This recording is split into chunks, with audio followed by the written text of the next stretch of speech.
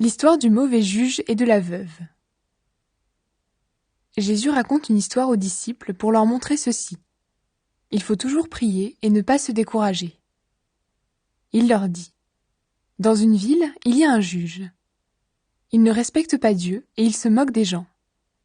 Dans cette ville, il y a aussi une veuve. Souvent, elle va chez le juge pour lui dire : fais-moi justice contre mon adversaire. Pendant longtemps, le juge ne veut pas. Ensuite, il se dit : je ne respecte pas Dieu et je me moque des gens, mais cette veuve me fatigue. C'est pourquoi je vais lui faire justice. Alors elle ne viendra plus m'ennuyer sans arrêt. Le Seigneur ajoute : écoutez bien ce qu'il dit, ce mauvais juge. Eh bien, est-ce que Dieu ne va pas faire justice à ses amis qui crient vers lui jour et nuit ? Est-ce qu'il les fait attendre ? Je vous le dis, il va leur faire justice bien vite. Mais quand le Fils de l'homme viendra, est-ce qu'il trouvera des croyants sur la terre ? Le pharisien est l'employé des impôts. Certains croyaient être justes et ils méprisaient tous les autres. Pour eux, Jésus raconte cette histoire. Deux hommes vont au temple pour prier. L'un est pharisien, l'autre est employé des impôts. Le pharisien se met devant. Voici comment il prie dans son cœur. Mon Dieu, je te remercie parce que je ne suis pas comme les autres. Ils sont voleurs, injustes, adultères.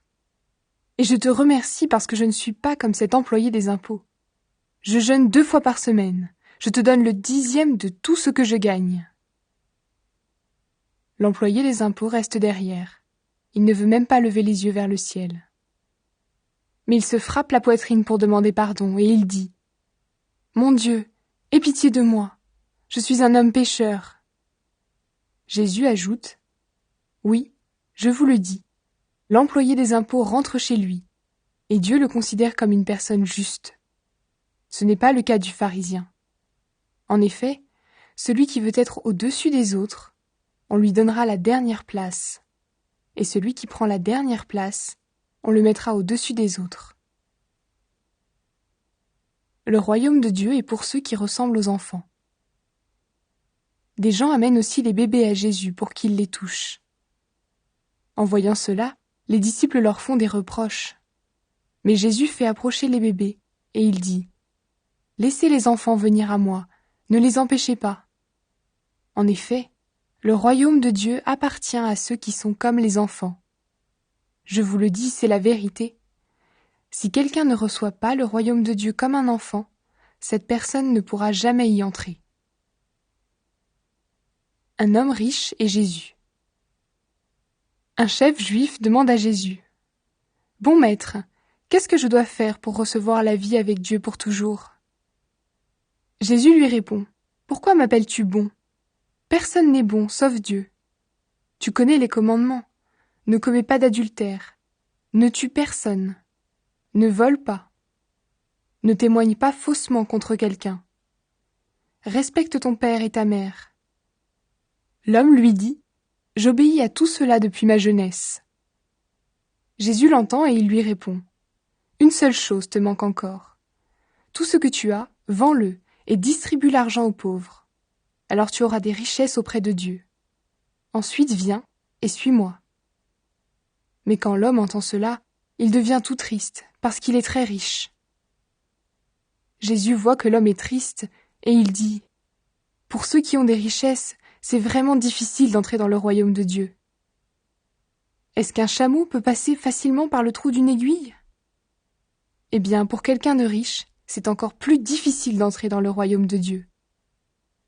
Ceux qui écoutent Jésus lui disent : Mais alors, qui peut être sauvé ? Jésus répond : Ce qui est impossible pour les hommes est possible pour Dieu. Pierre dit à Jésus : Écoute, nous avons quitté ce que nous avions et nous t'avons suivi. Jésus répond : Je vous le dis, c'est la vérité. Si quelqu'un a quitté maison, femme, frère, parents ou enfants à cause du royaume de Dieu, cette personne recevra beaucoup plus dans ce monde. Et dans le monde qui vient, elle recevra la vie avec Dieu pour toujours. Jésus annonce encore qu'il va mourir et se relever de la mort.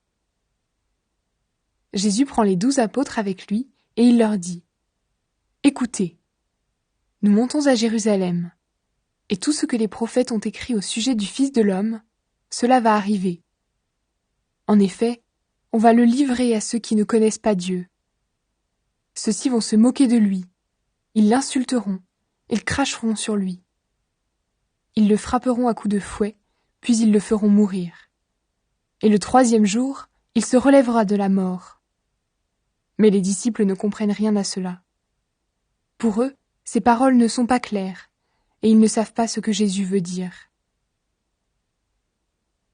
Jésus guérit un aveugle à Jéricho. Jésus approche de Jéricho. Un aveugle est assis au bord du chemin, et il est en train de mendier. Il entend une foule qui passe, et il demande aux gens « Qu'est-ce que c'est ?» Les gens lui répondent « C'est Jésus de Nazareth qui passe. » Alors il se met à crier « Jésus, fils de David, aie pitié de moi !» Les gens qui marchent devant lui font des reproches. Ils lui disent « Tais-toi !» Mais l'aveugle crie encore plus fort « Fils de David, aie pitié de moi !» Jésus s'arrête et il donne cet ordre aux gens « Amenez-le auprès de moi. » Quand l'aveugle est auprès de lui, Jésus lui demande « Qu'est-ce que tu veux ? Qu'est-ce que je peux faire pour toi ?» L'aveugle lui dit « Seigneur, fais que je voie comme avant. » Jésus lui répond « Vois, ta foi t'a sauvé. » Et aussitôt, l'aveugle voit comme avant. Il suit Jésus en disant « Gloire à Dieu !» En voyant cela, tout le peuple chante la louange de Dieu. Jésus et Zachée. Jésus entre dans Jéricho et il traverse la ville. Là, il y a un homme appelé Zachée. C'est le chef des employés des impôts. Il est riche. Il cherche à voir qui est Jésus, mais il ne le peut pas. En effet, il y a beaucoup de monde et Zachée est petit. Il court devant et il monte sur un arbre pour voir Jésus qui va passer par là. Quand Jésus arrive à cet endroit, il lève les yeux et il dit à Zachée « Zachée, descends vite. Aujourd'hui, je dois m'arrêter chez toi. » Alors Zachée descend vite et il reçoit Jésus avec joie. Tous ceux qui voient cela critiquent Jésus et disent « Voilà que Jésus s'arrête chez un pécheur. » Mais Zachée debout dit au Seigneur « Écoute Seigneur, je vais donner la moitié de mes richesses aux pauvres. Et si j'ai pris trop d'argent à quelqu'un, je vais lui rendre 4 fois plus. » Alors Jésus lui dit « Aujourd'hui, Dieu a sauvé les gens de cette maison. Oui, Zachée aussi est de la famille d'Abraham. En effet, le Fils de l'homme est venu chercher et sauver ceux qui étaient perdus. » L'histoire des 3 serviteurs. Les gens écoutent les paroles de Jésus. Alors il continue en racontant une histoire. En effet, il est près de Jérusalem, et les gens pensent que le royaume de Dieu va paraître tout de suite. Donc Jésus leur dit « Un homme d'une famille de notables part dans un pays éloigné. Là-bas, on doit le faire roi de son pays, ensuite il reviendra. Avant de partir, il appelle ses 10 serviteurs. Il donne une pièce d'or d'une grande valeur à chacun et il leur dit « Faites du commerce et gagnez de l'argent jusqu'à mon retour. » Mais les gens de son pays le détestent. Ils envoient des délégués derrière lui pour dire « Nous ne voulons pas que cet homme soit notre roi. » Pourtant, on le fait roi de son pays, et il revient. Il fait appeler ses serviteurs à qui il a donné de l'argent. Il veut savoir ce qu'ils ont gagné.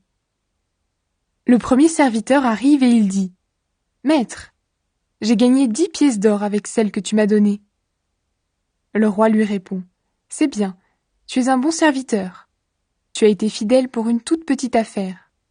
C'est pourquoi je te nomme gouverneur de 10 villes. » Le deuxième serviteur vient et il dit « Maître, j'ai gagné 5 pièces d'or avec celles que tu m'as données. » Le roi lui répond « Et toi, je te nomme gouverneur de 5 villes. » Un autre serviteur vient et il dit « Maître, voici ta pièce d'or. Je l'ai mise de côté dans un morceau de tissu. En effet, j'avais peur de toi. Tu es un homme dur, tu prends ce que tu n'as pas apporté, tu récoltes ce que tu n'as pas semé. » Le roi lui répond Tu es un mauvais serviteur. Je vais te juger d'après tes paroles à toi. Tu le savais, je suis un homme dur.